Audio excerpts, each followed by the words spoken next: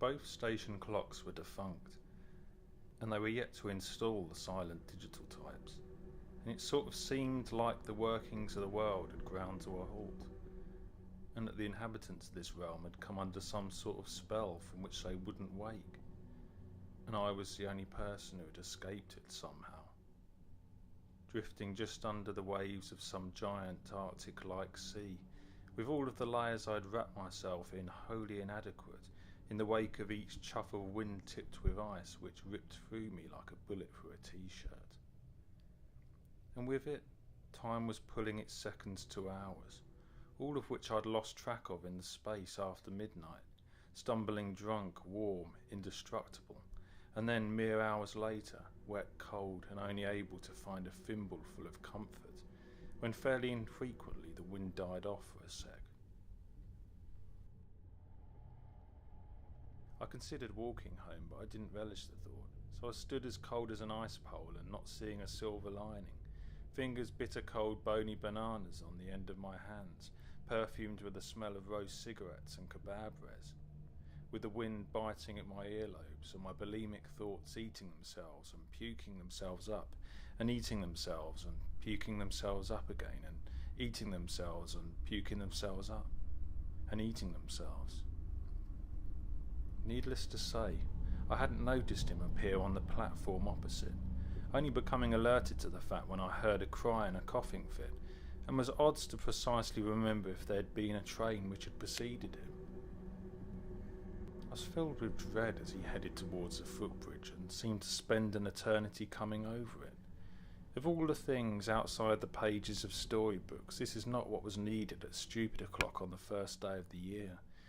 A tramp entering my headspace.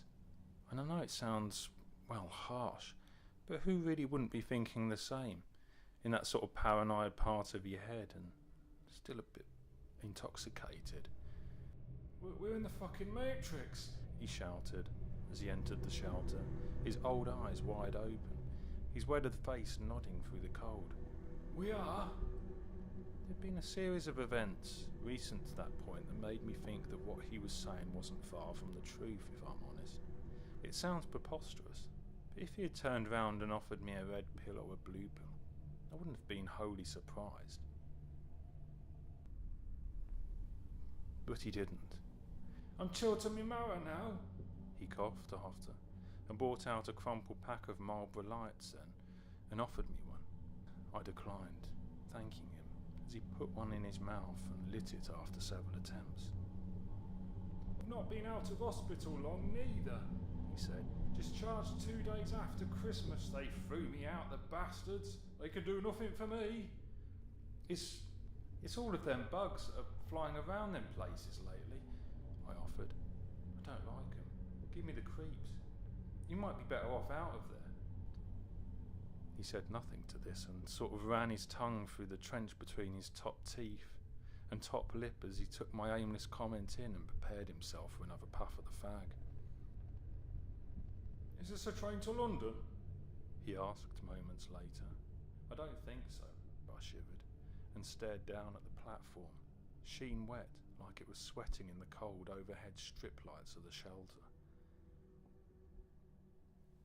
It was a time later that I gave up any hope of getting a train home, resigning myself to the fact that fate and circumstance sometimes didn't gel like they should do, and walked out of the station in pursuit of an alternative route home. It's strange, but I swear until the moment of my departure that I thought that the guy had been standing but a yard or two away from me, but when I looked up from my fixed gaze on the platform, he was gone.